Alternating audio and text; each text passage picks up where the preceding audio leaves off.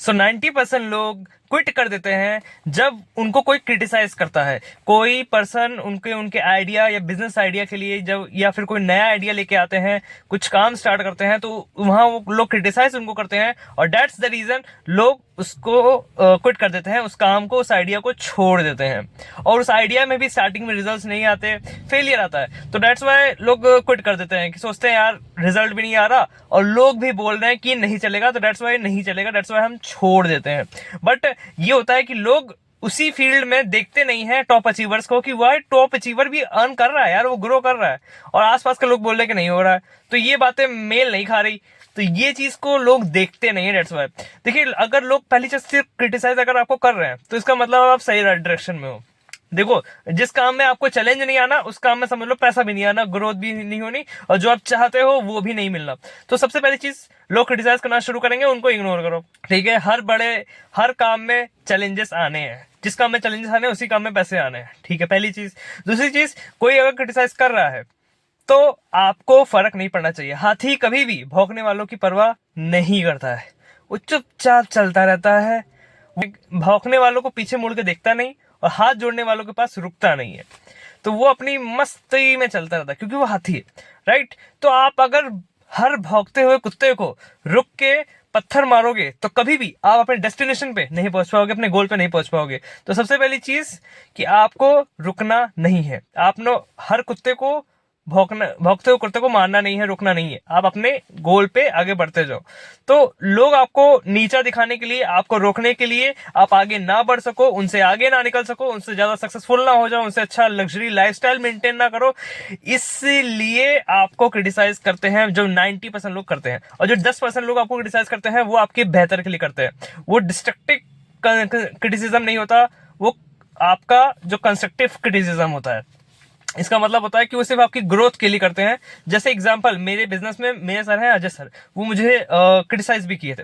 Right, criticise वो specially इसलिए किए थे ताकि मैं बेहतर हो जाऊं, मैं इंप्रूव करूं, क्योंकि मैं ग्रो करूंगा तो वो मेरे से सीनियर भी का भी फायदा होगा, वो भी ग्रो करेंगे, उनकी इनकम बढ़ेगी। तो हमारा भी यही मिशन है कि हम उनकी इनकम बढ़ाए, उनको लखपति बनाए, करोड़पति बनाए, उनकी मर्सिडीज आए। राइट, और हमारी टीम में भी मर्सिडीज आए। दैट्स वाई, इसलिए हम लोग कर रहे हैं। तो रीजन ये है, इसलिए हम लोग कर रहे हैं। तो आपको, अगर आपके मेंटोर, आपके गुरु, आपके फैमिली मेंबर्स या आपके बड़े जो हैं वो आपको क्रिटिसाइज करते, तो आपके लिए आप देखना कि वो डिस्ट्रक्टिव है या कंस्ट्रक्टिव है, वो आपके बेहतर के लिए कर रहे हैं या फिर आपको नीचे दिखाने के लिए कर रहे हैं। अगर नीचे दिखाने के लिए कर रहे हैं तो इग्नोर करें, उस क्रिटिसिज्म को इग्नोर करें।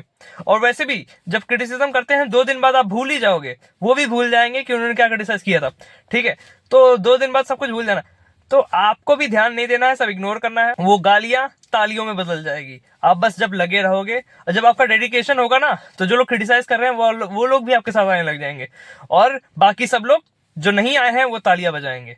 वो आपके बहुत सक्सेसफुल जब आप हो जाओगे तब वो लोग आपके साथ आएंगे। तो ऐसा होता है आपके साथ, कोई भी बिजनेस आइडिया जब लोग को शेयर करते हो तो लोग नेगेटिव होते हैं, बट उनकी गालियां भी तालियां बदल जाती है, उनकी कहने का अंदाज चेंज हो जाता है, और फिर वो यही कहते हैं कि हमें पता था आप ये कर लोगे, हमें तो पता था आप ये कर लोगे।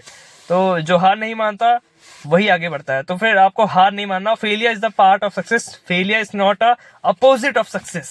आप सोचो कि फेलियर हो गए तो यार it's and, not, it's not and, it's a part of success. वो सीढ़ियां हैं, वो पाथ है, वो स्टेप्स हैं, वो स्टेप्स से फेलियर फेलियर फेलियर फेलियर लेके आप सक्सेसफुल होते हो, ग्रो करते हो, क्योंकि आप हर फेलियर पे इंप्रूव करोगे कि यार कहाँ गलती करी थी, दैट्स व्हाई इसको इंप्रूव करना है। तो डेली इंप्रूव करना है, आप जो काम कर रहे हो उस काम को, उस स्किल्स को इंप्रूव करना है, और जो जो आप स्टेप्स लेते हो उस स्टेप्स को इंप्रूव करना है।